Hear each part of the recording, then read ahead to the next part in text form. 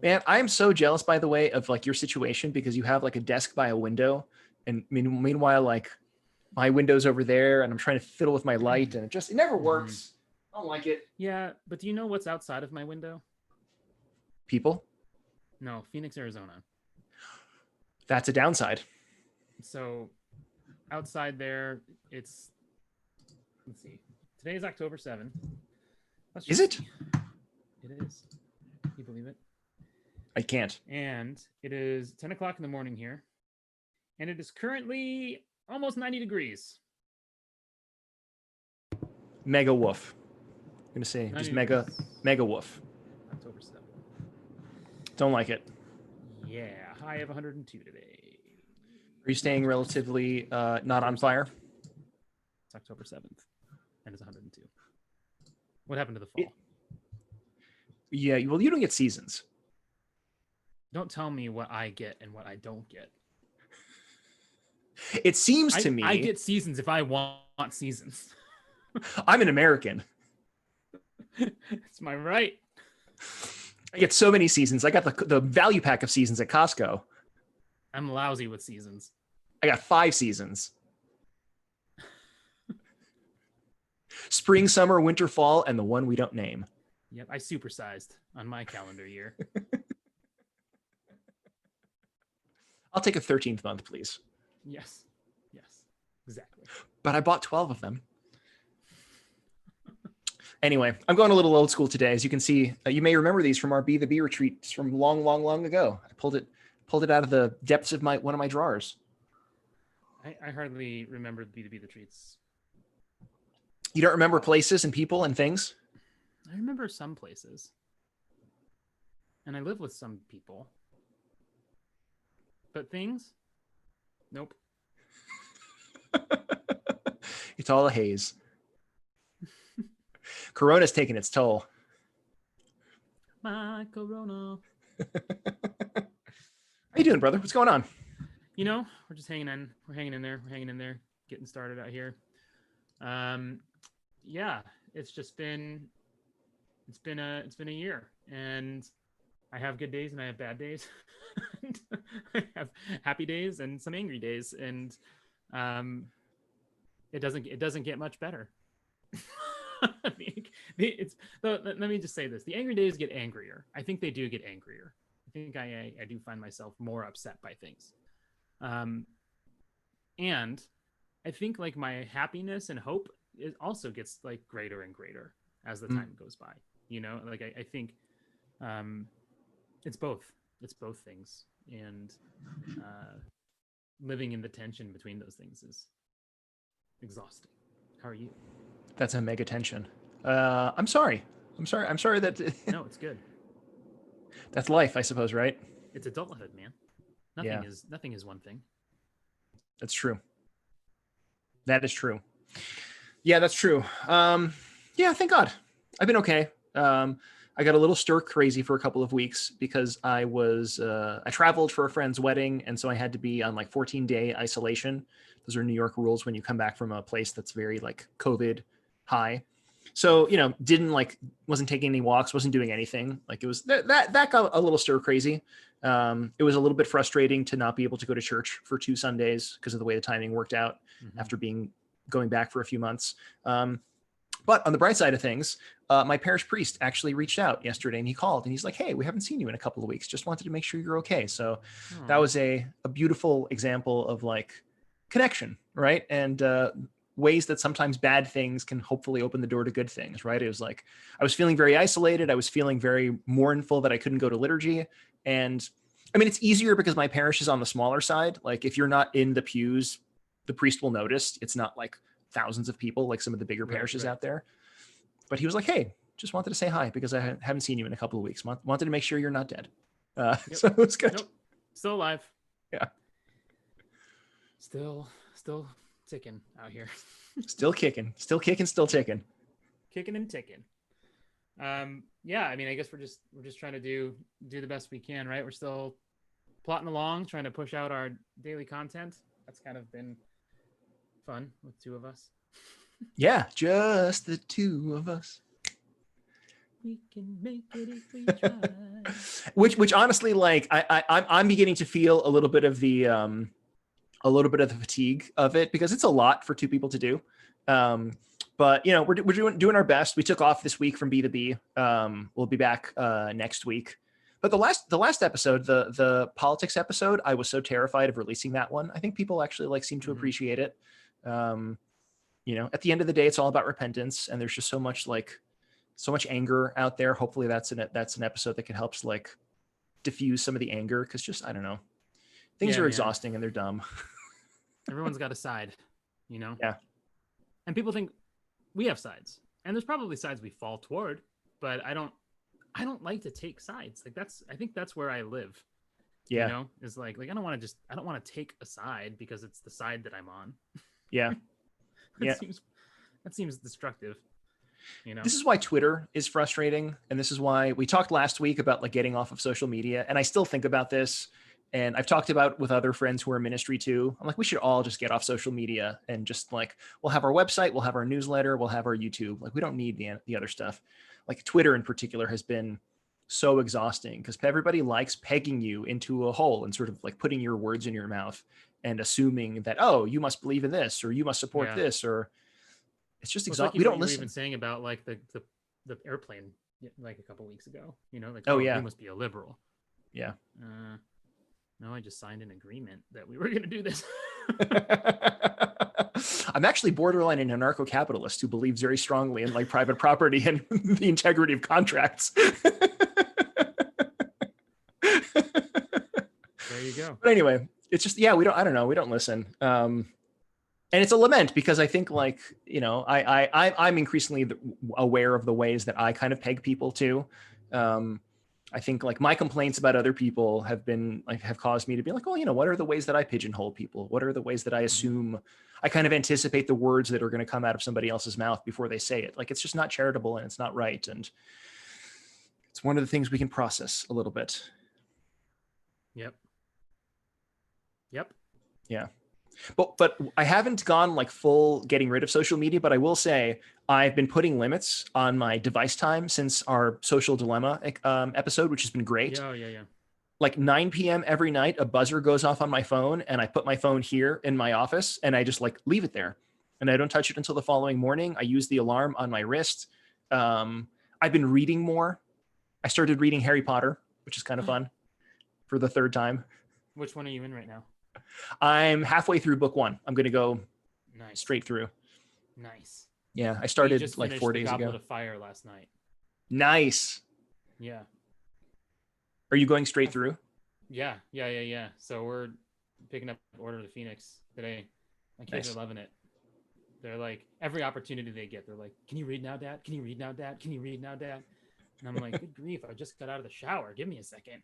Can you read now, Dad? Oh, I'm in the middle of eating this food. Can you read now, Dad? Oh, I just went to bed. See, isn't that a beautiful thing that comes out of like these just crazy circumstances? Like, you're at home more, right? You're more available to read.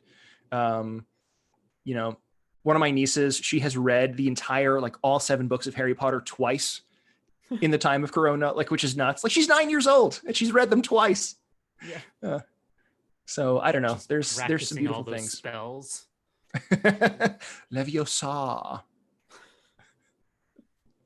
I don't know. It's just there's some signs of hope, and I think maybe this is the reason why you were compelled to recommend this particular album for today's episode. Yes, so it's like, indeed. Yeah. So why don't we hop to what we're doing today then? Well, what are we doing today, Christian? We are going to discuss the Fleet Foxes' 4th studio album, Sure. You sure? Pretty sure. 100% sure? I'm definitely more sure than I am unsure.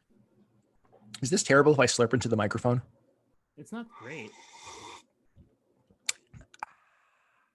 Anyway. Sorry, I'm just being obnoxious. I realize I have a lot of Be the Bee paraphernalia. Like, I've got my mug and I've got my shirt. Like, I'm just overdoing it today. Yeah. That's right. I'm wearing a Pop Culture Coffee Hour shirt. Yeah. Oh. If you're watching this on YouTube, which is if you're watching it on YouTube, you can actually get one of those underneath the video. But anyway, you want me to start as usual with a little bit of a summary of this thing? Why don't you do that? Now that I'm not slurping my coffee. Yes. So yeah, as you said, we're doing the 4th studio album of Fleet Foxes, which is actually going to be the 2nd one that we're covering on Pop Culture Coffee Hour. We did Crack Up eons ago, it feels like. So this is their 4th studio album. It's paired with a short film, which I haven't actually watched yet, but I think it's just the entire album, like set to like a music video almost.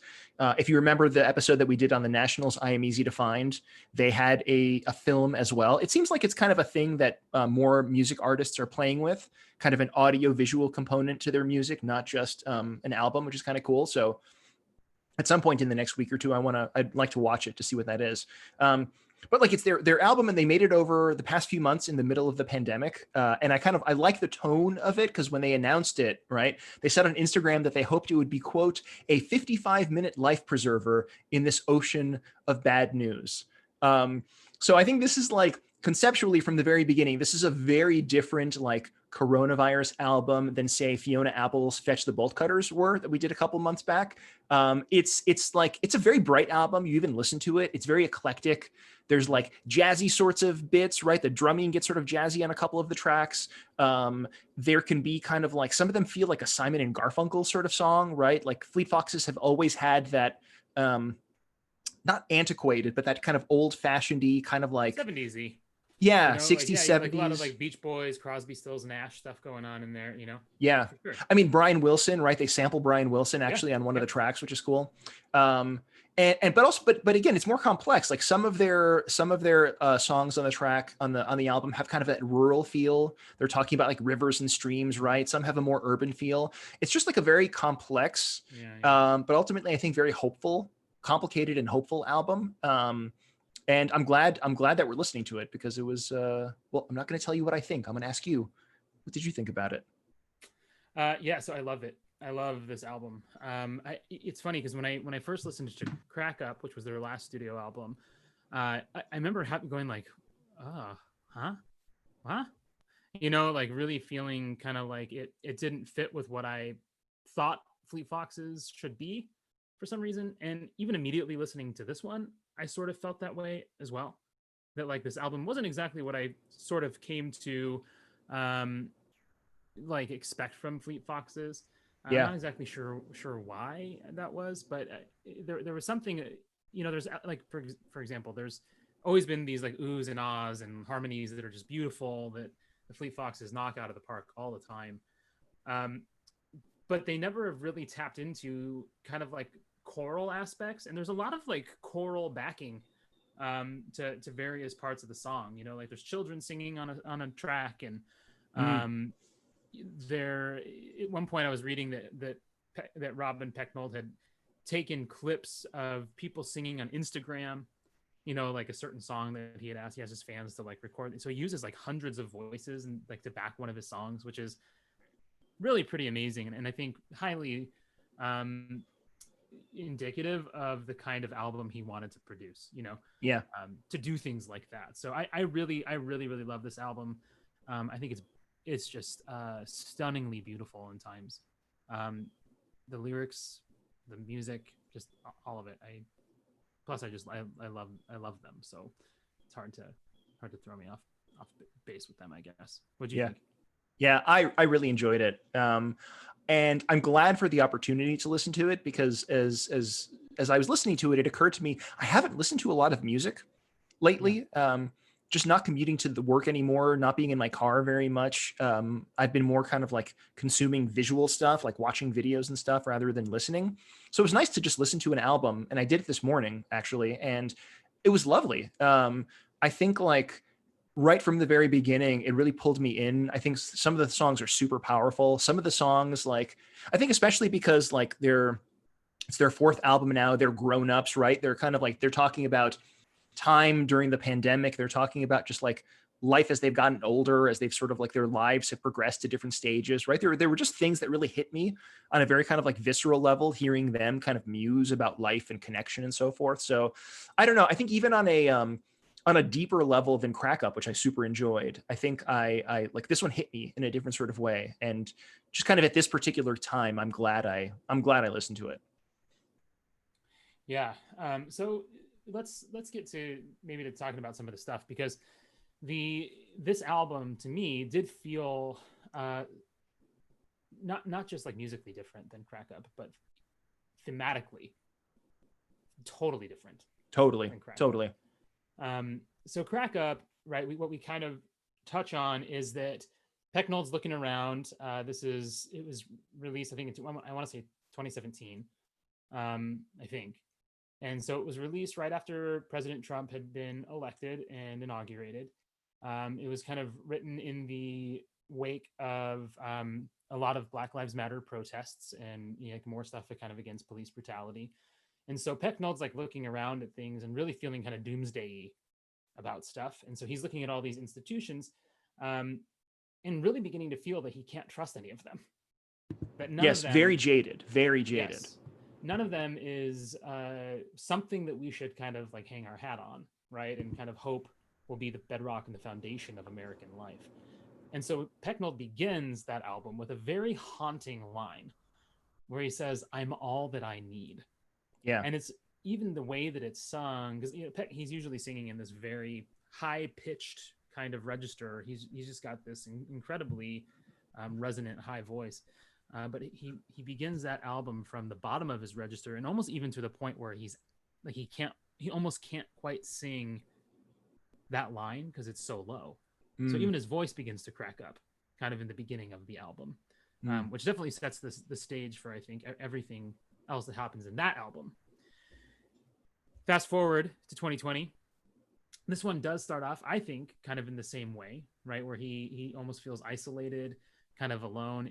We get this vision kind of him being out, walking down the shore, right? Stuck at the end of the summer.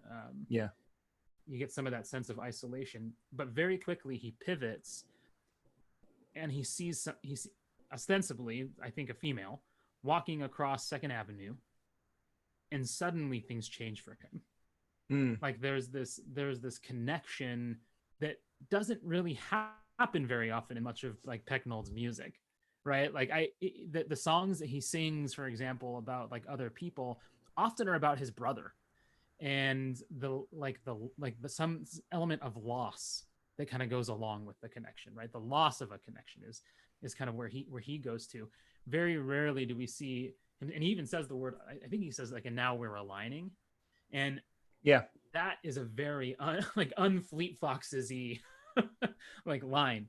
So I think that what you're getting is this kind of setup from the very beginning of isolation versus connection, and connection kind of being like the this new fabric that he begins to play with in his music, which I thought was really exciting. So I'm curious, like, what you kind of picked up on it, even just in terms of like that, like that connective thread. Yeah, no, well, I think 100%. I think 100%. Which I think it's an interesting like contrast, right? Because even the image of a person on the shore can be a very isolating sort of image, beautiful, sublime in its own way, like standing by the water, looking at looking at the dawn, right? Like even in Shore, right? There's that imagery of the dawn. And this is where, again, some of these contrasts get sort of played. And I love especially that this is an album which plays with that sort of isolation communion contrast. Because again, like it's a quarantine coronavirus like album, right?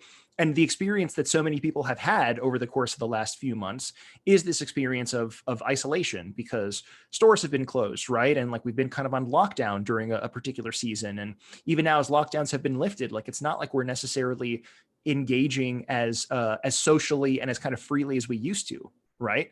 So I think like it's stuff that's on everybody's heart, and I think it kind of like it's an interesting, in the midst of all of this craziness, in the midst of all of this isolation, like there is that sort of that hope. That connection is kind of this thing that's going to weather us, that's going to get us through this storm, right? Like this dawn imagery that you get, I think, in the Shore track at the very end as well, right? Like even when things are dark, like this connection, this spotting this person walking down Second Avenue, right? Like there's something about that spark. There's something about that not being alone anymore. That even when it doesn't change anything about the state of the world, but it kind of changed something about my posture and my resilience and my understanding of self, and just puts me in a different position to like get through. Because I think a lot of what like this, I wouldn't call this album upbeat necessarily. I wouldn't call it like, it's not saccharine, definitely. It's not kind of like full of false hope. I think it's very, there's a lot of inner dialogue. Like I think he's very open about some of his demons and kind of like stuff that he's been struggling with. And there's this constant kind of like through line of hope, which is grounded in this connection that he kind of teases us right from the beginning. But at the same time though, like, yeah, saccharine for sure, not right. Like it's not like this kind of like sugary sweetness that's gonna melt away all your sorrows and bring out take away the cobwebs or whatever. It is a brightness that shines through the cobwebs. Mm-hmm. And begins to, like, I think, encourage you to want to take them down, because like even the music in this one, to me, some of the songs that I think of with Fleet Foxes, I'm trying to think I listened to this like 2 or 3 times as I was like prepping the episode. Yeah. But it's still a very new album to me, so you're gonna have to correct me if I can't remember this correctly. But I don't think there's any song in this album though where he's just like, it's him and his guitar. Am I right? Musically, you mean just kind of like that, like the one guy guitar singing? Yeah. I don't think so. I think the music is much more, even the music, you're right. The music is much more layered and complex, mm-hmm. right? At its peak, you have that kind of like that choral sort of thing with the voices from Instagram. Yeah. It's much less moody, and it's much less like lone guy with his guitar. Yeah. And I think the whole album to me feels very energetic, mm-hmm. In a way that I have not come to expect from this guy, Yeah. And I think part of it is just because he's connected. Like there's a connectivity to like everything that he's doing in this album in particular. So while I wouldn't say that it's like what would be like a good example of an upbeat musician or whatever. It's not in the vein of like that one song like, oh, I think that I found myself a cheerleader, right? It's nothing like that. But as far as Fleet Foxes goes, like it is absolutely like, like he's like out there, like actually kind of encouraging us to like not think that our problems are really all that bad. While not diminishing them either. Well, right, but I think that what I mean by that is our internal problems, right? That like that we often make our inside problems, the ones that we struggle with on an individual level, probably bigger than they really are. Sure. And that to me was very much like not at all the messaging that I've come to expect from Robin Pecknold. Yeah. For whom the dude kind of like is his feelings. And which I love about him, because I feel like, like I love people like there's like people like Robin Pecknold are the reason that like good songs exist, because they are like connected to their pain, right? And they help guys like you and me like connect to our pain, in a way that is often surprising. But like, because if there's one thing that I want to avoid in my life, it's discomfort. Pain is uncomfortable, 100%. This is why I don't understand why I can't wear shorts to church. Like, why not? Why can't I just wear shorts and sandals? Your California is showing. No, my Enneagram 9 is showing. Maybe they're related. So here's a true story. Here's a true story that happens to me every Sunday. Every Sunday, when I have to wear my shoes, which are basically like prisons for your feet, I bring my sandals with me to keep in the car. And the minute I get back to our car after church, I change sandals. And I'm serious. I'm like Fred Rogers up in here, because it's just too much discomfort. And the pants that I wear to church, they're generally speaking, they're pretty comfortable. But, and I don't know if it's just because I've been doing a lot of jump rope lately, but like these pants are very tight just around my calves. Like just like the middle of my calf. Okay. Nowhere else. Like everything else feels fine, but it's just like that one spot where it feels like I'm wearing a tourniquet around my leg. And so I've started bringing like a change of shorts with me afterwards too. So like I will change I will change my pants.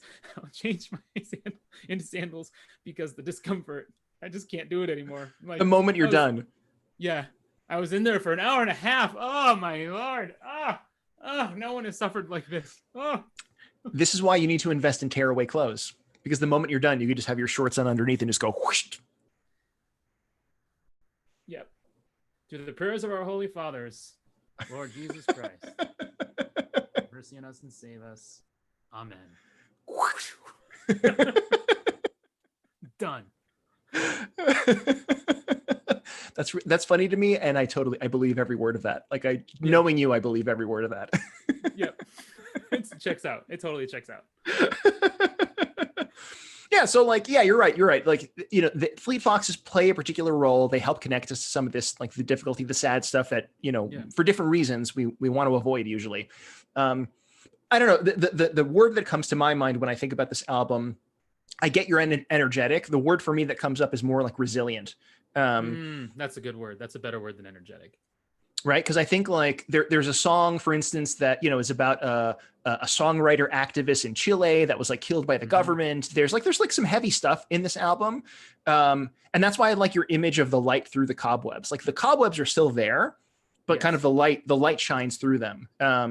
And that's why I think resilient, like it's not as moody. It's not, as some of the other past stuff. Like he's very honest about some difficulties, like personal, societal, whatever they are, but you don't feel down after listening to the album. It's just kind of like, more of a sober joy, to use that sort of ecclesiastical term, right? Like we're kind of caught in this tension between this world and the next world, between sorrow and joy. There's kind of like, there's something of that in this album. And even the last image that he gives us in the album, the very, very last, which is directly, of course, connected to a tide, right? Sure. Yeah. The very last image that he gives us is that of a waxing moon. And so, yeah, it's night, but it's getting brighter, like that is the image that he leaves us with at the very end is a waxing moon. Yeah. Which is like when I was reading the lyrics, I was just like, wow, dude, like after everything you just took us through on this album, like to end with, the waxing moonlight, like, yeah, the quarter moon. Yeah. It's not a lot of light, but it's growing light. Yes, exactly. Oh, so good. So good. Yeah. And if there's anything that the world needs right now, it's growing light.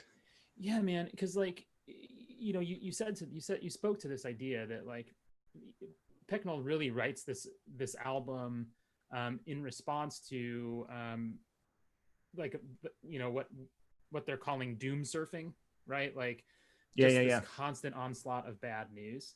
But for him, it seems like the good news that's established really has to happen like through unity and connection, through listening and understanding, kind of like working together.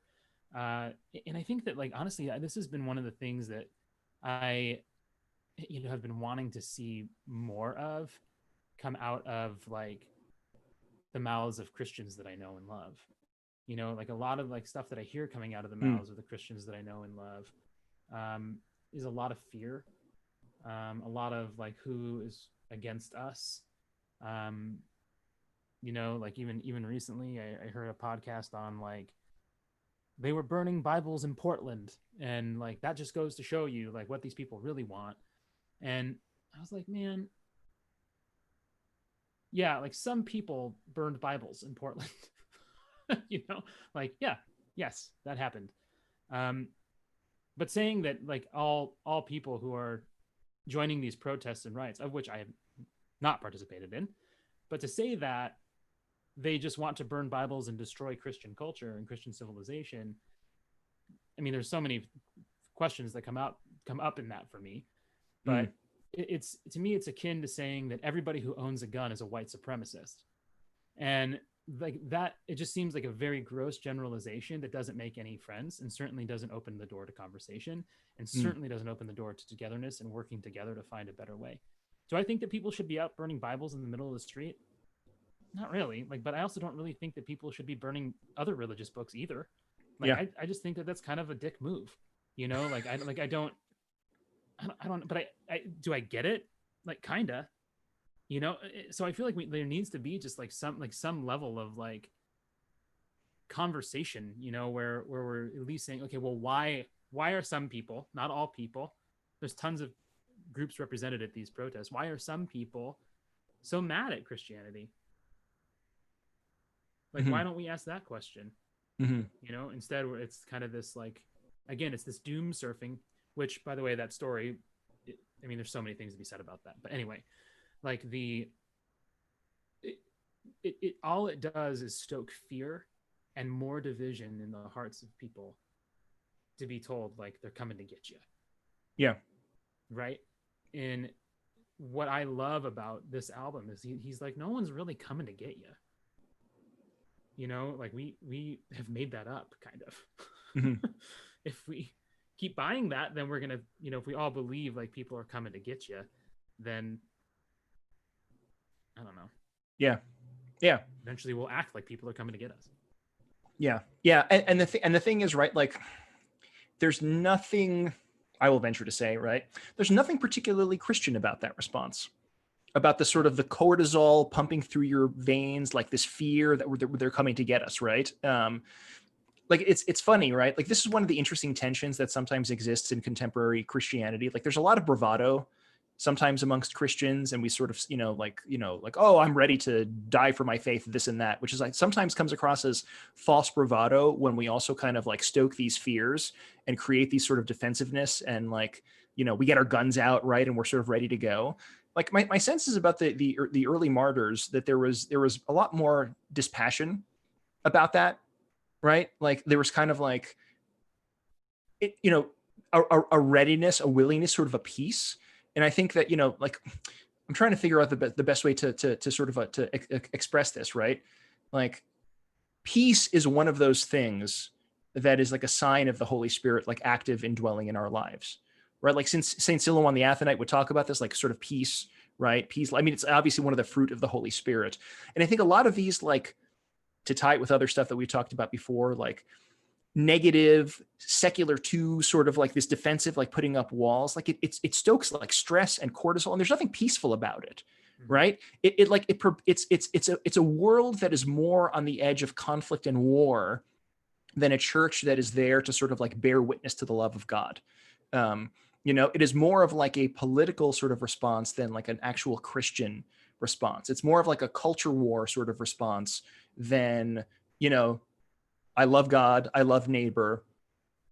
This is bad right now, but I'm willing to sort of like turn the other cheek because this is what my Lord did, and this is what I'm called to do as well. Like they just seem very different to me, right? Like I don't think that stress and that anxiety and that fear and that defensiveness is particularly a sign of the Holy Spirit being present with us.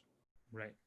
Yeah, it's weird because like, and I can't remember if we talked about this last time, but to me it almost feels like there's this clinging to the way that we do things, which like, we see kind of like made in these microcosms in churches, like when we've gone and talked to like youth programs and whatever, and they're like, well, we don't do that. And you're like, well, why not? And they're like, because we've never done that. So there's kind of this like weird, like, self-reinforcing cycle of just like, we don't do that because we've never done that, so we're never going to do it because we've never done it because we don't do it. like that to me seems to be a lot of what these conversations get stuck in, is where there's like one side maybe that's saying like, what if we tried something different or did something different, and maybe some of those people on that side tend to be very openly hostile and like setting things on fire, right? And that gives us like weird name to the others that are there, and the others are afraid of that, afraid of what that would mean and what that would look like, because at least over here they kind of know what the rules are and they kind of know what to expect, right? Like okay, well, this is we don't do that way though. Like that's not how we run things. Like that's so Yeah. we use all these words to be like, oh, that's socialism, and that's Marxism, that's communism, that's that's whatever, right? This thing that we've maybe don't really understand what the thing actually is, but we call it a thing so we feel better about the system that we have. And then there's the people that are on that side that are far over there who like get really militant and combative, and then everyone thinks like that's who everybody is, and it's just this weird like, oh, so that's who you people. You take the worst of any kind of person, right? Yeah. And it's like now your true colors are showing. Yeah. Right? Like all the rest of you who are in the middle, your true colors are showing if you lean one way or the other, because this group and that group, like, yeah. I don't know, man. Well, I don't know. this is a connection to what we were talking about last week, right? Or last time, I should say, the conversation about social media, right? Because this is one of the ways that like social media actually breaks down conversation. Because like the Bible burning photo in Portland, which actually I'm pretty sure there were people who fact checked that and like it didn't even happen. It's just again one of those things that if it spreads, right? Because people tend to spread innocuous cat memes and things that make them afraid. That's what tends to sort of spread on social media, right? It is always the worst of the other side, if I can use the phrase other side, that tends to become the poster boy. Right? It's like the most violent, the most angry, right? It's one person that does or said something terrible. You can have, like a peaceful group of people, one person does or says something bad, that person then becomes the stand-in for like this entire group of people, right? We're just kind of, this is what sells. This is what goes viral in our age of social media, right? The stuff that builds outrage. So it's no surprise, right, that we tend to have these ever decreasing opinions of each other because we tend to caricature each other by like the worst, because that's the stuff that makes us angry. That's the stuff that makes us afraid. That's the stuff that, and I think what this album, right, is trying to like offer as this antidote is to not see us as this like zero sum game, not see us as these surface level kind of assumptions that we make each other, but to offer this vision of connection, which is ultimately ecclesial, right? I mean, like the church, which is this incarnational reality. We talk about the church as a body, right? And I think sometimes we forget what that actually means. That the body has hands and feet and arms and legs and fingers and toes and all that. And Paul says, like, you can't say, the eye can't say to the finger, or I forget how he says it, like, I have no need of you, right? But culturally, we spend all of our time saying, I have no need of you.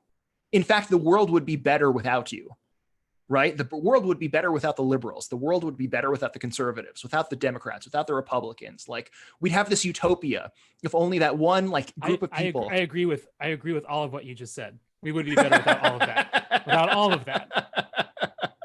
The world actually would be better without all of that. Right. That's fair. That's totally fair. I saw some, I don't know if I said this on Facebook, I saw on Facebook before I got off of it. Like one of my friends had posted like, dear everybody, like 50% of the world has not gone crazy just because they're not on your side, or like 50% of people aren't stupid just because they're not on your side. And my comment to that was like, okay, but what if I think 95% of people are stupid? Like, what if I'm actually a misanthrope? What if I think everybody sucks? Wait, what if everybody is the worst? Yeah, I was mostly just trying to be funny, but like, also kind of not. Yeah. Also kind of no, but this is fair, right? These are some of like the social stresses that are sort of like interesting and out there, right? And the ways that our isolation has actually like led to this increased stress, right? Like this is again why this is such an interesting album at this moment. Like we are more disconnected physically from each other, right? We're not, you think about kind of like when you're out shopping, or you're out sitting in the park, right? Or you're in your town square, or you're walking down 2nd Avenue in Manhattan, or whatever it is, like you will see people who are different than you, and you will talk to them potentially, and you will have like conversation. Like now, the only times, the more time we spend isolated and our only connection is online, the more our understanding of the world is mediated through these algorithms and things that filter up stuff like for our consumption, right? It's not like you're actually seeing people sitting on a park bench and like the kid's flying a kite over there, and here's a guy reading the newspaper, and you strike up a random conversation. Like we don't have that right now. Like we have this kind of weird sort of forced isolation, which is actually like tearing us apart. And for me, honestly, like the kind of the foil or the contrast to that, like I can't help but thinking some of the themes that this album is bringing up without thinking of the foil of monasticism, right? Because monasticism, like especially like the hermit dwelling, right? The guys who were in the caves on Mount Athos or in the desert of Sinai or whatever it is, right? They are at the same time more isolated physically maybe than any of us are, but actually more connected, right? Because these are people who are there praying for the salvation of the world. And here we are, like physically connected from each other in kind of our cells. But instead of praying for the salvation of the world, we're actually kind of praying for the overthrow and praying for the sometimes even the death and destruction of the other side. Like this has become kind of a perversion of like actual asceticism and has actually led to just these like spiritual breakdowns, not just like social breakdowns, but spiritual and communal breakdowns. Crack up. Yeah. Crack up. But, right, as tough as that is, like it's interesting to me that the same band that does Crack Up at the beginning of some of this, like actually kind of emerges through with this hope. Yes. Right. Resilient. Which I feel like, again, for Pecknold, then the good news that's kind of that comes out in the midst of all the doom surfing, right, is the connection itself, right? The connection itself, it is the good news that we can come out of this crisis if we come out together, if we come out united. And I think that this, for me, like it struck me as a deeply Christian reality, a deeply Christian idea. To quote Saint Silouan, right? My brother is my life. Yeah.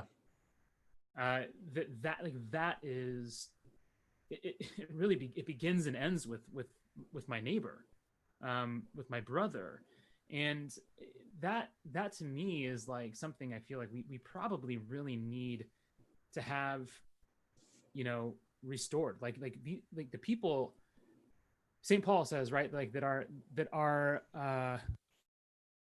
oh, man, I can't remember if he uses the word war or struggle, but I want to use the word war. So like our war is not one against flesh and bone, right? It's not against other people, but one against like principalities and demons and powers and like all of these kinds of things. It's not with people that don't agree with us. Like so even as we have been reading Harry Potter, like, yeah. So Voldemort comes back at the end of book 4, right? Spoiler alert. So I guess I should have. Thank you for porging. No, Thank you for porging. That was not a porg. That was more of just I don't know what that was. Porgs are special creatures. Anyway, at the end, Voldemort comes back, and the Minister of Magic, Cornelius Fudge, refuses to accept it, and Dumbledore's like, "Dude, we have to do this, right? We have to fight him, whatever." And Fudge takes it personally and is like, "Are you going to turn against me, Dumbledore?" And Dumbledore is like, "No, dude, I have one enemy, and it's Voldemort. Yeah. So like, I'm only against Voldemort. So if you will join me in being against Voldemort, we will be on the same side. But like, you pit yourself against this, or if you're not against him, then like, who are you fighting for?" Yeah. And I feel like that's kind of what we need to be thinking here a little bit more of, is like that, like we're for the kingdom, and like whatever that looks like and means, like that's what we should be joining ourselves towards as Christians, is leaning into more of that, instead of kind of like and repenting when we realize that like things are not nearly as Christian as we think that they are. This is not, we are not a nation of Christians. We're certainly not a Christian nation. Mm-hmm. There's no such thing as a Christian nation. Like it's not a thing. And that's okay. It is okay. That's okay. It's not to insult the nation or anything along those lines. Like, no, it's a constant call to repentance. We can't just kind of like rest on our laurels and say this is the little pin that's on our lapel. Yeah, exactly. I don't know. Anyway, so I think that one of the things that I feel like I want to see happen here is this idea that like the church actually is supposed to be this unified body, like that comes together, really, I mean, to make the world better, to be a witness to the kingdom of God, to make neighborhoods more beautiful, to the Lord's throne is established on righteousness and justice. Like these are real things that we read and see and say in the scriptures and in the services. So we're not supposed to just like phone it in terms of our relationship with the world. Yeah. Like we are a cohesive unit that is supposed to work together for the sanctification of everything, time, space, one another, all of this kind of stuff. And yet to me, it feels like there's this, I don't know, man, like on the one hand, there's this like obsession with like keeping the status quo. And then there's this kind of this other hand, this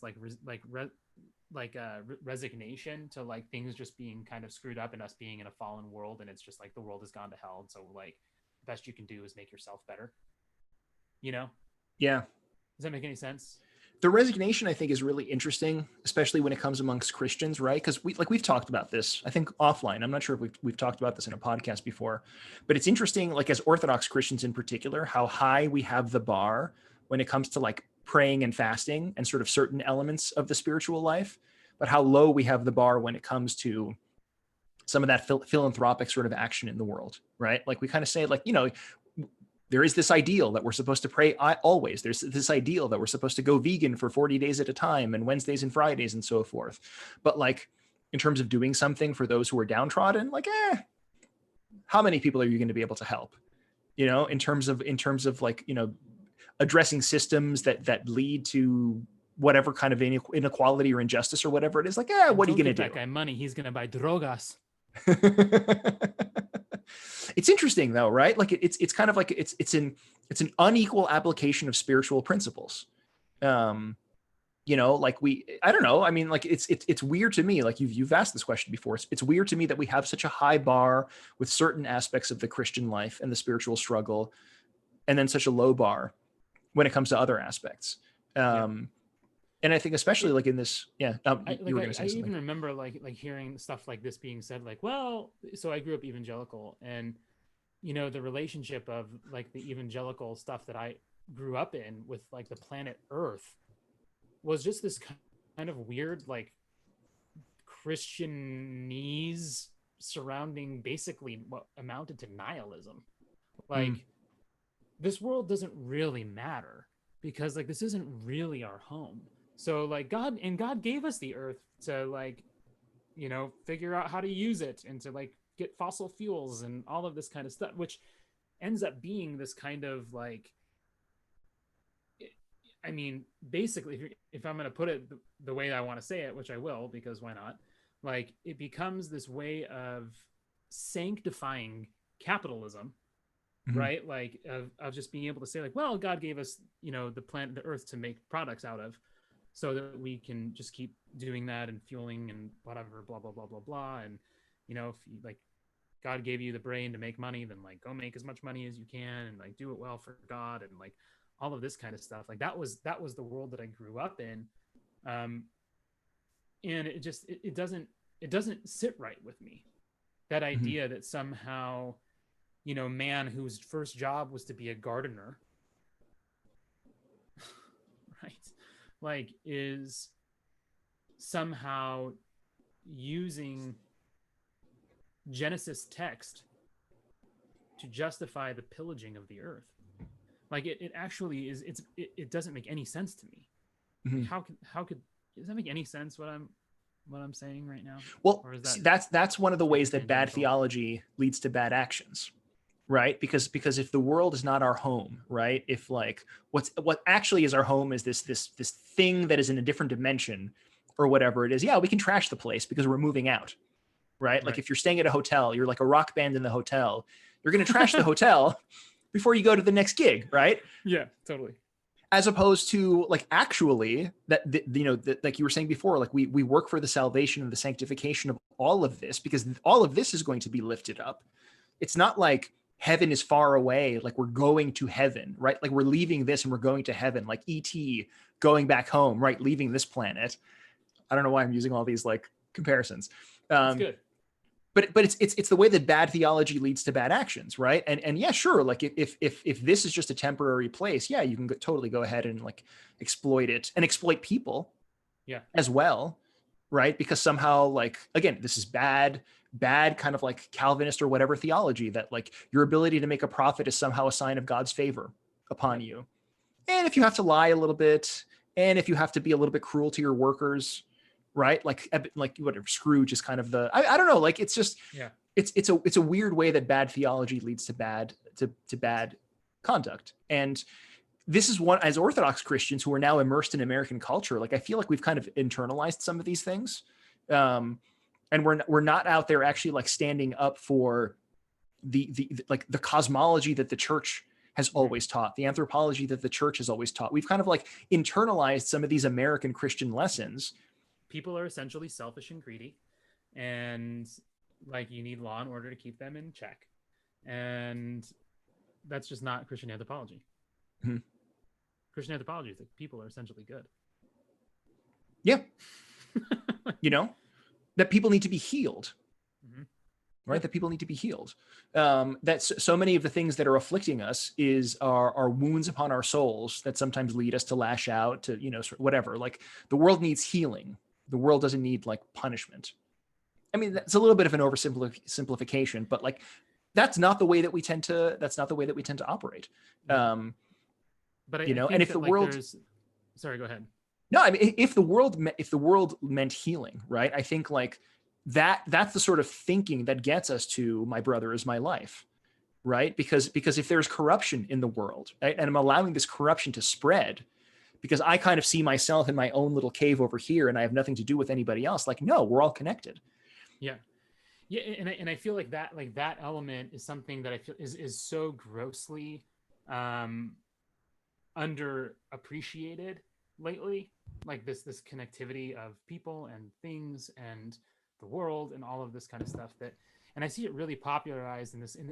I mean, first of all, as Americans, we are just highly individualist like beings. Like, we've been trained to become that. So we can't even necessarily think of the collective kind of without some real hard work, because it's just been beaten out of us. Yeah.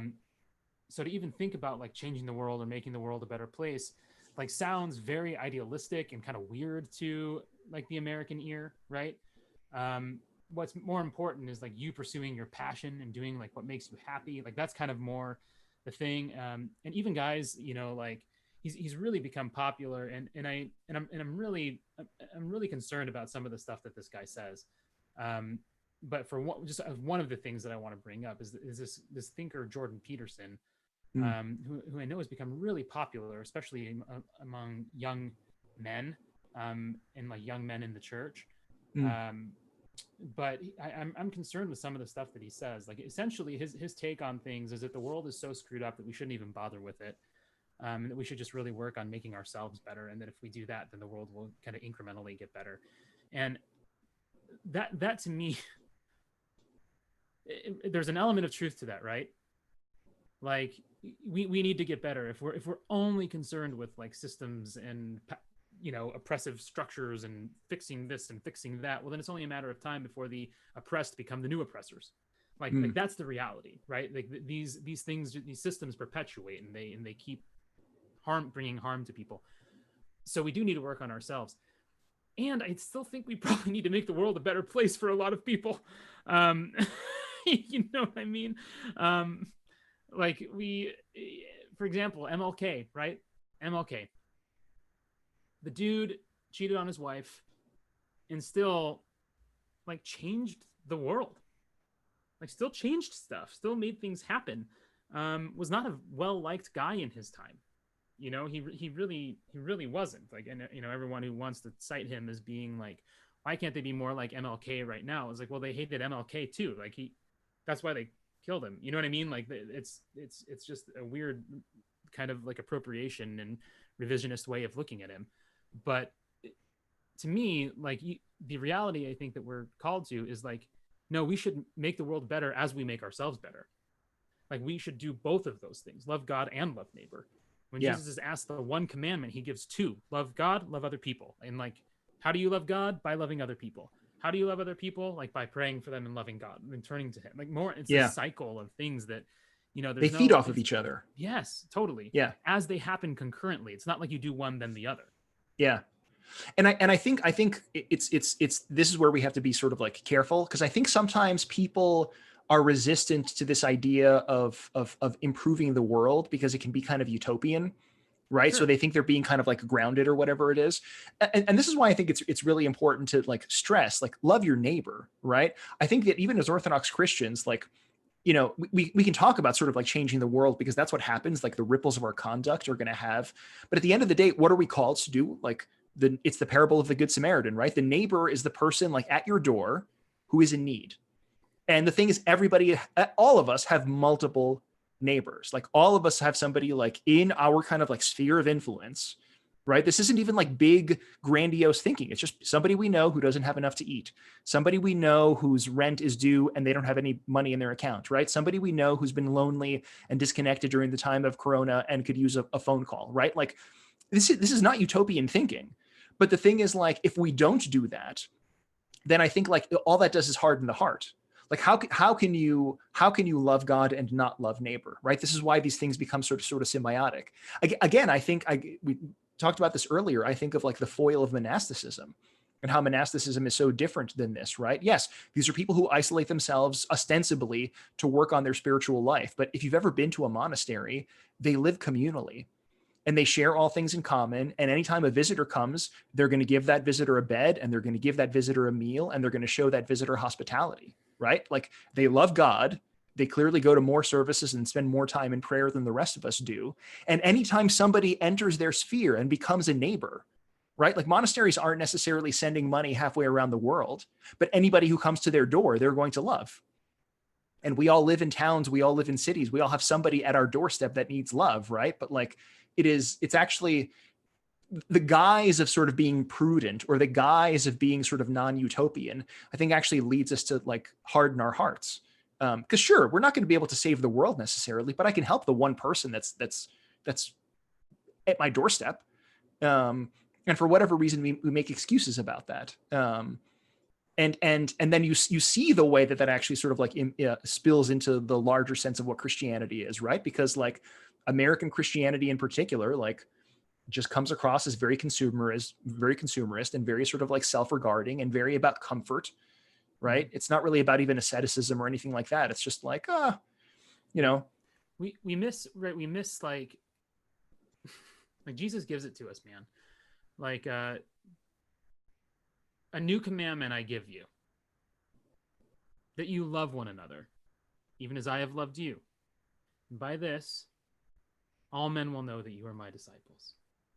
Like he just gives it to us right there, right? That like not how by this all men will know that, I mean, put in anything else there and it's like it becomes ludicrous, right? Like by this all men will know that you are my disciples.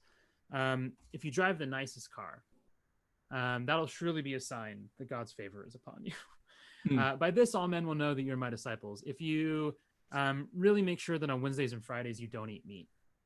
By this all men will know that you are my disciple. I mean, it really comes down to the very end of it all, like the big game, you know. And these things, and we talked about them before: prayer, fasting, almsgiving. Like these are practices. They're physical therapy for the soul, right? So spiritual therapy, in terms of helping us correct our posture. Yeah. Right. Our posture that is so bent in on ourselves that we can't even see straight. So prayer first orients us toward God, right? Like out of the self and up and out. Lord, have mercy. Lord, have mercy. Fasting orients me away from myself, right? Away from my impulses, away from my urges, away from my bottomless pit of a stomach, which has been my God, right? That's why these things have to go together. I'm turning away from one God and turning toward another one. Turning away from the God of myself and toward the God of Israel. Now, almsgiving becomes that final corrective posture, right? Of like toward my neighbor, toward someone else, toward the other person, toward the person that's in front of me. There's like, this is the whole thing. And fasting, right, ultimately is like, we go hungry so that other people don't. It's not just about a diet. It's like maybe skip a meal and give that to someone who needs it. Yeah. You know? Yeah. That's why even like you said, final, right? But they're not linear. It's not like you do prayer first, fasting next, and almsgiving next. Like they all kind of feed into each other because they're all these things that crack open our hardened hearts and open us to love God and neighbor. You know, it's you know. Over by you. Oh, my phone is ringing. That might be what that is. I'm like, I'm going to turn on. I thought a bomb was about to go off or something. I'm like, no, sorry. My phone was buzzing over here. My friend Manoli was calling. Hello, Manoli, if you're ever watching this podcast or listening. He listens to pop culture. But anyway, so it's not linear, right? It's not like if he ever becomes a saint, that instead of calling him Saint Manoli, they would just call him Holy Manoli. That'll work. I'd love to see that in a Apolitikion. I'd love to see that in a Saints hymn. Holy Manoli. In third tone. Um, but no, but I think that's just important. And because again, like if you don't have that last piece, it's like a stool, right? So like, Father Evan Armitage, he recently put out this really wonderful little book which talks about prayer, fasting, and almsgiving, and how they kind of make up like the three legs of the stool of the spiritual life. And the thing about a stool is you can't get rid of one of those legs. The stool topples over. Like you can't just do prayer and fasting without almsgiving. You can't just do almsgiving and prayer without fasting, right? And I think sometimes like our comfortable Christianity like encourages us to do that. If anything, like we don't do almsgiving because the other person is unworthy. People who are poor deserve what they have, right? People who are rich deserve what they have. People who are poor deserve what they have. And I also am attached to my stuff. Fasting is also one of the things that we tend to struggle with as American Christians because we have food everywhere, and if those two struggle, the prayer is going to struggle as well. Like it's a stool and you need all three legs at the same time. And it is kind of an anti-person, anti-communal sort of thinking that leads you to make excuses about that sort of stuff, right? And that leads just more to the isolation and the mania that this album is kind of breaking through. Yes. Yeah. I think that this is one of the important things of all of this, right? Like that if we can remain kind of grounded in that love, then we don't need to fear whatever comes next, right? Like we can be, because love casts out fear. And so if we're grounded in the love of God for our neighbor, for the world, then we don't need to be afraid of political systems changing, because by the same reason that my upbringing was like, it doesn't matter if we use all the fossil fuel in the world, because at the end of the day, we're not citizens of this world anyway. We can part with the things that are needing to be parted with.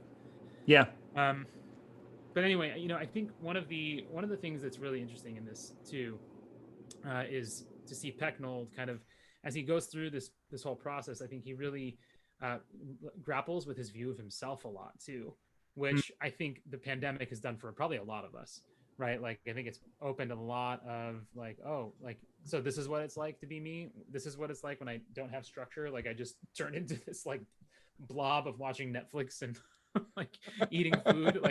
Oh, that's who I really am. Okay, got more it. Cheetos. Yeah. Yeah. So I think that when we turn down the noise on stuff, we really begin to hear some of those really difficult voices that are inside, the things that tell us about our own unworthiness or our own unlovability or our own undesirability or all of this kind of stuff. As it gets quieter, those voices get louder, not quieter, unfortunately. So what I love about this too is that I feel like he often pits himself kind of in this light of being not really desired.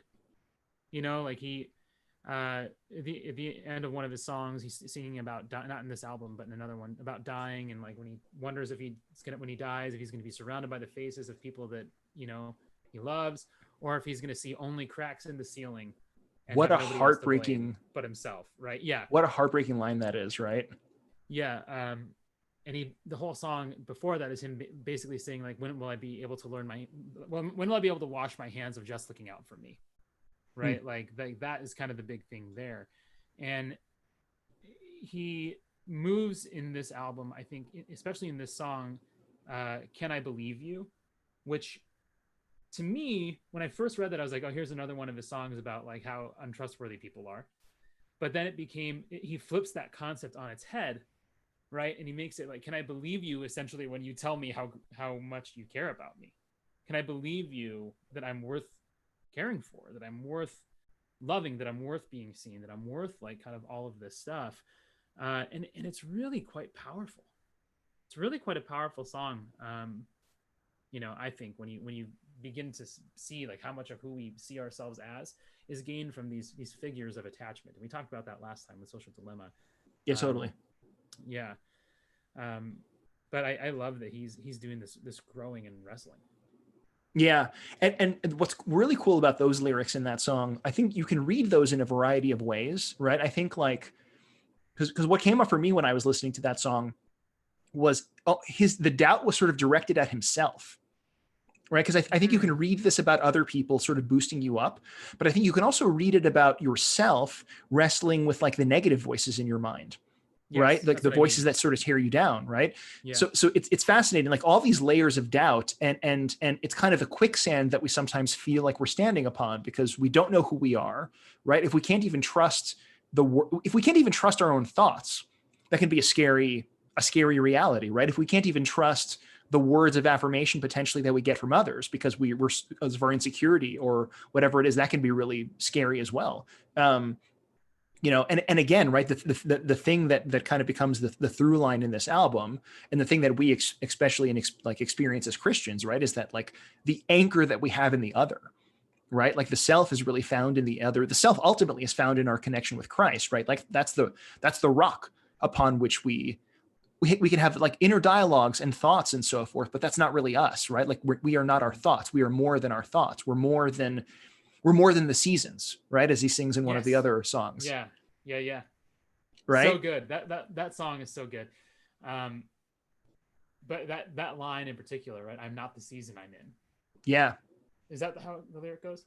I'm not. something Yeah, like I'm that. I not the think season I'm in. You're not the season you're in. Yeah. yeah, right. Which is I think so hard to actually acknowledge because especially like this season, which is a difficult season for so many people, right, can lead us to identifying with it. I think sometimes Mm. one of the difficult things, right, about being a human is the way that we can kind of like latch onto our own pain and actually identify with our pain, right? Like an addict could potentially like identify himself or herself like with that addictive sort of behavior, right? We kind of see ourselves through our sin. We see ourselves through these unhealthy habits that we Mm. do. And that kind of becomes who we are, right? Especially if it's something that is a part of our life for long enough. Um, like transcending that and moving beyond that and actually like reaching towards healing with Christ can be almost like, it's actually shedding this old dead skin, right? It's putting the old man to bed and dying, and that can be a traumatic sort of thing. Um, Yeah. but there's something incredibly liberating about the fact that like you are bigger than your biggest mistake, and you are, like God sees you as bigger than this particular funk that you're in, even if Yeah. it's a long lasting funk, right? Like you are Mm-hmm. not the season that you're in, and this has been a tough season for so many, but that's not you. Like you are not this, you're not this like the Cheeto eating, you know, Mm-hmm. blob on the couch, right? Which I sometimes feel myself being too. There's more than that. God sees you as more than that. Well, and I think that it's only connection that can liberate us from that, right? Yeah, Like, because otherwise we are the season that we're in. Like, if we're individuals, then we basically become our interests, right? sure. And our feelings and our thoughts and all of that kind of stuff. But if we are our connection, then we become this kind of we become a Yeah, person who is a son or a daughter or a father or a mother, or as Christians here we have this sense of, being the beloved child of God, and yeah, that is an identity that cannot be touched by a season. That has nothing to do with season. I'm not like, well, right now I really, you know, am in the season of my childhood to God. Like, no, you're just always God's child. You may lose track of that and begin to identify with your seasons, which is difficult, right? yeah, Um, but I think that again for Pecknold, it's this connection that really really threads the needle for him on the only real hope that we have. yeah, I think. yeah. No, I think 100%. I think 100%. Right. Um, and again, it's hard. It's hard because like it can be so easy to sort of think about ourselves in such broken terms, right? It can be so easy to let ourselves get into our own heads with these bad habits and with these whatever it might be. Um, Again, especially now, right? Like this is again the negative side of that isolation. Like sometimes the more distant you are from other people who can actually ground you and make you a person, right? I think like that potentially is one of the reasons why society has had such a hard time with like this period of lockdown, right? We've actually become unglued from who we actually are, which has opened us up to more anger and more conspiracy theories and more sort of nonsense. Um, but the hard challenge for us is like, how do we actually maintain that authentic connection, that authentic like interpersonal something. Like it helps when it's physical, but it doesn't necessarily have to be physical. I don't know. It's just, this is a really interesting album that speaks to this particular crazy, prolonged 6-month moment that we've been in. Mm-hmm. Mm-hmm. Yeah. And I think like for, part of like what for me, I think has been really the only kind of like source of buoyancy throughout all of this. Mm. Really has been, I think, just trying to like continue to see myself as connected to others, connected to the church, connected to Christ. Like it's like this, the connection is, I think, the ultimate thing. And one of the other threads throughout this album is kind of like this idea of tradition, right? Like is what I began to see it as, even right from the beginning. In that second song, he starts talking about all these like different musicians and artists who have died. Oh yeah. And it's kind of cool because he just like name drops like Elliott Smith and like MCA from the Beastie Boys and like Jimi Hendrix, like he just, all of this stuff, right? And he brings this idea basically that even his music can't stand on its own. That he's this artist in 2020 writing this particular album, but the music itself is born out of a tradition. It's born on the shoulders of people that came before him and created new things, and they stood on the shoulders of people that came before them, and so on and so forth. Like there really is like nothing new that has ever been made, right? Like in the strictest sense, like even if you say like, well, I've got the patent on the iPhone and all of that kind of stuff. It's like, well, your iPhone is still just like a collection of parts that have been put together. Somebody made the chips and somebody else made the screen and somebody else made the whatever. Like you didn't make that iPhone. Like it's the inherited work of generations of people. And I think that for me is, but at the same time, right, it's not like he doesn't just keep doing covers of like Elliott Smith songs. No. Right. He writes this, he writes new music based in the tradition of what he's inherited. But he's sometimes pushing the limits of that tradition too, right? Yes, totally. He's not afraid. He's like, oh, I can't do this or whatever because of whatever. But it stands on it. And I think there's something here for us as Christians, like that even where we are now in 2020, that we were born for this time, that it's our time to iterate newly the traditional concepts of the faith, the traditional values, and I don't think that they come out right lately. Making any sense right now? Yes. So two things, right? The one about like tradition as a concept, right? I think that's such a refreshing antidote for some of the like rugged individualism. Like Scott in the chat, he kind of asked this question about rugged individualism, which is this American concept, right? And I think it's like ultimately self-deluded. There's, like you said, there's only one maker, right? It's God. God is the one who actually like makes out of nothing. The rest of us are shaping, right? We are sort of shaping the physical world into new things. We're iterating, we're kind of creating new concepts, whatever it is, but it's never in a vacuum. If you drop one of us into isolation where we're raised by wolves, right? We're kind of like Mowgli in the Jungle Book or whatever it is, without the benefit of language, without the benefit of, the alphabet, without the benefit of whatever, like none of us are creating the iPhone in a situation like that. Like there has to be this kind of like this stream of tradition, this living stream of tradition where, we're again, in a more mystical sense, this is how we see ourselves as a church, right? It's not just that the dead are this echo from the past that continue to reverberate, but they're actually alive with us in Christ, right? So we as Christians see tradition in a deeper sense. It's not just like this cultural relic, but it's alive. But in any event, what it leads us to is gratitude, right? Because if you are the sole person who makes your life, I think that leads you to pride. Like everything I have, I earned, right? Everything I have, I deserve. I don't have to give it to anybody else, right? St. Basil, when he says that extra loaf in your bread belongs to the poor, he's full of it. If I deserve everything because I've made this life for myself. So I think that's my first thought that came up while you were sharing that. And then the second is like, yeah, I mean, St. Basil probably didn't really know what he was talking about, though. no, of course not. The great, allegedly. It's amazing sometimes how much air quotes just totally change everything. Saint Basil, the great. But but functionally, that's how when we dismiss their teachings, that's kind of what we're doing to them. Yeah. Right. Because like, again, when we were talking about almsgiving, like we totally throw out like the teaching of the saints. St. Basil the Great. Yeah, sure. He's, to the extent that he makes me feel comfortable, I'll listen to him. To the extent that he challenges me, no. What it is. Yeah. Right. If it's a quote that I can share on Instagram, because I can sort of posture as a Christian, fantastic. But am I actually going to address some of my excess? Like, no, that cuts to the core of who I am. So that's one thought that came up with what you were saying, which I think was great. And the second thought that comes up is like the difference between tradition and traditionalism.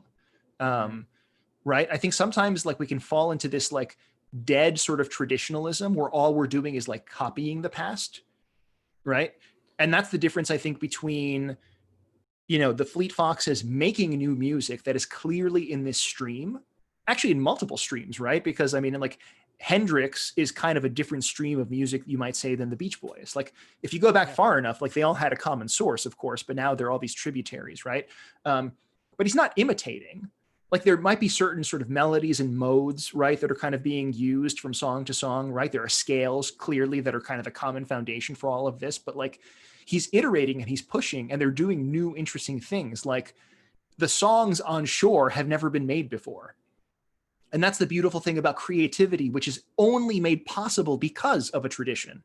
Otherwise, it would be just sort of like nonsensical noise, right? It has structure and can be understood because it exists in tradition. And you can be creative because you can sort of play with the boundaries and push the boundaries of a tradition. Like, like even the fact that we're sort of talking about a secular album, right, on a secular platform like YouTube, as Orthodox Christians, like when we started doing this 7 years ago, made people uncomfortable because like, that's not what we do as Orthodox Christians. But oh my gosh, was it 7 years? No, it wasn't 7 years ago.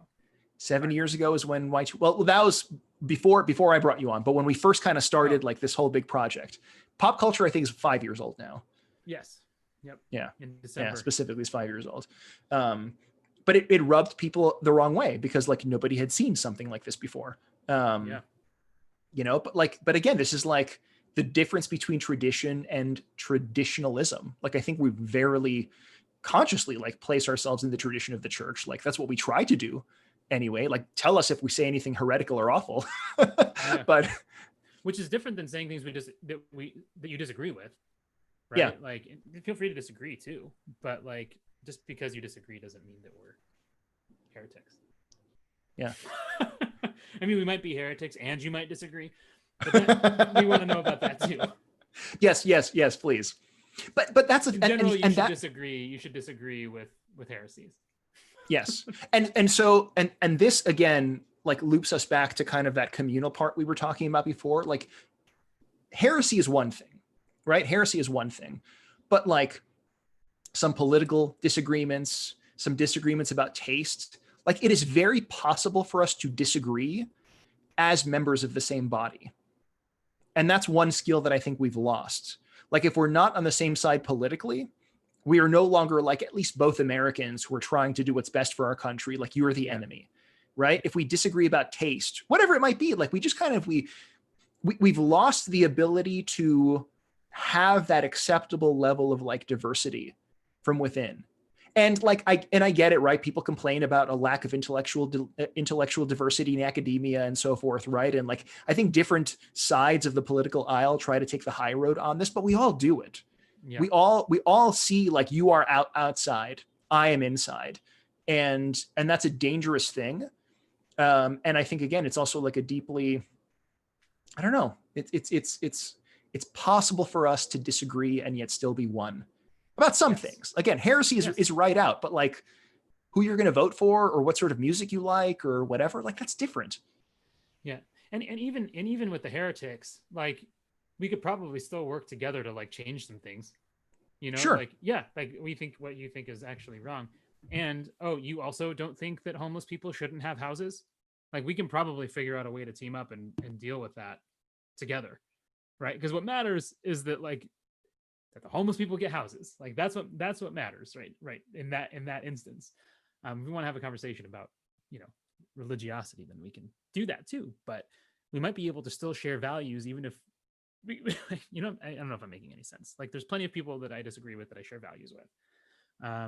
In terms of their you're muted. You're muted. You're muted. Sorry. Even if you can't like eat at the Eucharistic table with somebody, you can break bread with them. You can share that bread with somebody else. Like yes, and we can share Eucharist on the altar of their heart, mm, right? Like there's still this reality. I mean, this is why it's referred to as the second liturgy. yeah, Because like there is Christ before me. Like even though I may not be able to go to the holy table with this person and drink from the common cup, like we can drink from the common cup of our shared humanity here. yeah, Like this is Eucharist. yeah, yeah, It is there's to deny that is to look past Matthew 25. yeah, I am the poor, I am the hungry, I am the thirsty, I am the naked, I am all of this kind of stuff. So we break bread on the altar of the heart of the oppressed and the poor. And I think there's one thing, we're kind of, I know we're getting close to the end here, but there's one thing that I feel like is really important to talk about before we close it up on this album. sure. So there's this line where he says, "May the last year be forgiven, all that war left within it." Yes. And when I heard that lyric, I had one of those moments where like my breath got caught in my throat. Because I think like he's not like galvanized in any way when he sings this song, but he sings it clearly as like a man who's like beaten down and just like tired of it, which I really resonated with. And I just was like, yes, like that is everything that I have been feeling and wanting is just like this again. This forgiveness becomes kind of this expression of love in a fallen world, really the singular expression of love in a fallen world, as Father Thomas Hopko would say. But there's just been so much stuff that's like happened in the last year and the last couple of years, and like cancel culture and like all this just and to me, this is actually, I think, one of the things that I never hear cancel culture talk about is forgiveness. And so that's where the oppressed become the oppressors, right? Yeah. Yeah. And justice becomes punitive rather than restorative. And for me, I think to hear, someone who is singing these songs, like you said, on a secular album or whatever, that he's not just like, raising the battle cry and saying like eat the rich Yeah. but he's just like, yeah, like we can, like let's forgive and leave Yeah. the war in last year, like Yeah. let's leave all of that war within 2020 Yeah. and go forward kind of like in this new stance. Yeah. Yeah. Which is so important, right? Because like again, this is one of those arguments against us being a Christian country, because I think the metaphysics that we actually operate with are kind of those nihilistic, especially as the world becomes more violent, right? You think about like Marx, for instance, right? When he talks about sort of like his class dialectic, like the whole point is to kill the people on top. Yes. That's what's eventually is going to happen. Right? That kind of like that naked sort of atheism, which is fundamentally nihilistic. Like that's all it ends in is more swords and more bayonets. Right. And again, like I think the way that even like political culture is changing in America, like that's kind of the way that we're thinking about the other side. We're bringing guns to protests, right? Because that's all we have at the end of the day. Like we're not even engaging with this as Christians. We're sort of engaging with this as functional atheists when this is the recourse that we take. And this sense of forgiveness, which just breaks the cycle. And again, sees people as more than the season that they're in. Right? Like, have you made some mistakes? Did you say something terrible? Acknowledge it, own it, and move on from it, right? Like build a better life and live in a more sort of loving, kind-hearted way in the future. Are you some sort of like fat cat capitalist, whatever, that like Fat abused cat your in the hat? workers? And yeah, say In that hat? 5 times fast. You know, we're not putting your head on a pike, right? Like we all make mistakes. Like the whole point of Christianity, right? Like is to see one's self as the chief among sinners. But I think like this the instinct behind cancel culture is to see the other side as the chief among sinners. And when you do that, you position yourself to see the other side as worthy of extermination. Right? That's fundamental. Like that's why Marxism ends with bayonets. That's why like now our contemporary American culture like will end with bayonets, because when we start with you are the worst rather than I am the worst, that's where you get.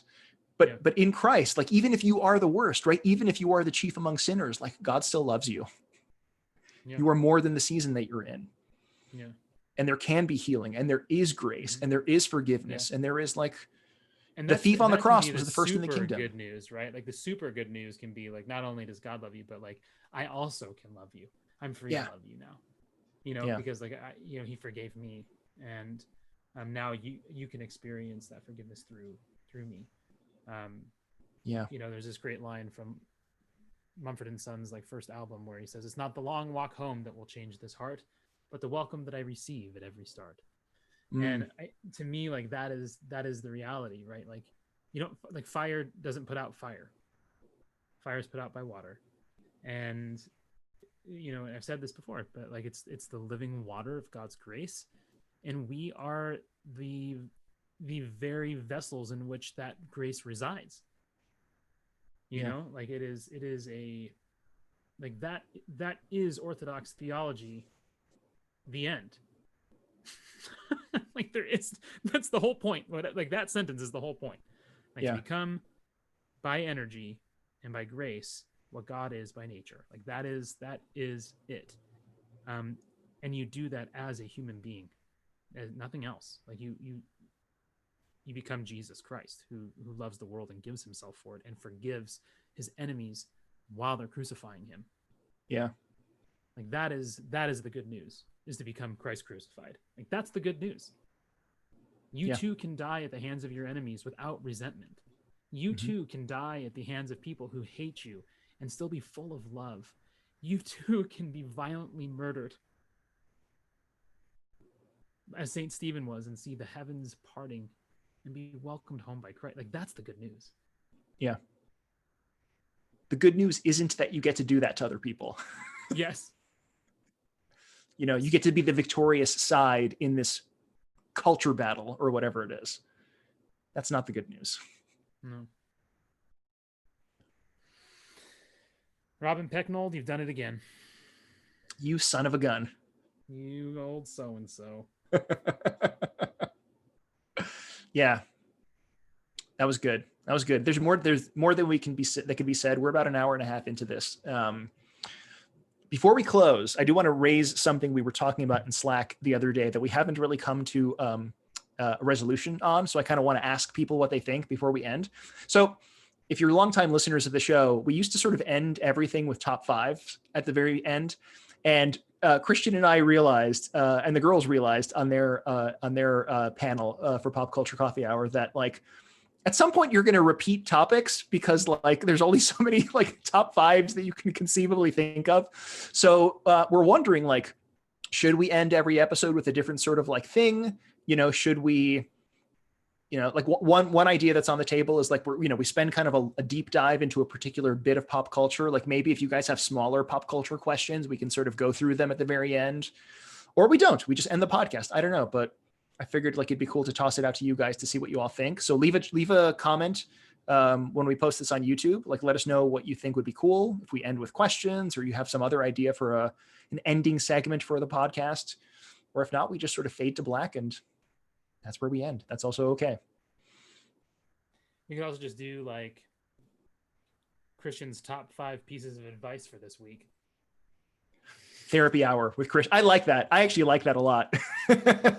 Can you get a pipe and a tweed jacket just to sort of give us that fatherly, like, well, Yeah. I'll hold the pipe and be like, first of all, you should really smoke less. Secondly, always bring an umbrella. Thirdly, always leave a note. tertiarily, yeah. Yeah. So I don't know. Let us know what you think. I think at this point we've reached the end of our time together. I will be back in about an hour with 3 Men and a Bible, as Nick teased in the live chat here. So we'll be talking about the Epistle to Titus, which will be cool. Christian, as always, this is fun. You're a good man. I'm blessed that we get to do this together. Me too, man. It's great. It's fun. Yeah. We have to figure out what we're doing next time. We'll figure out what we're doing next time. I think aren't we doing that thing? I don't know. Whatever. We'll announce it in the fullness of time, and we'll figure it out. Wow, the fullness of time. Yes, which might be like a day before we do the podcast. We'll see. The fullness of time. That's when Jesus came. Oh well, if we wait until then, it'll be too late. That's a big equating of one thing with another. Yeah, I don't think there will be pop culture coffee hour in the kingdom. Well, maybe though. I hope there's no YouTube in the kingdom. I really hope. I hope there isn't either. And I also just can't imagine Jesus saying to me, Christian, I'd really love to hear your perspective on blank.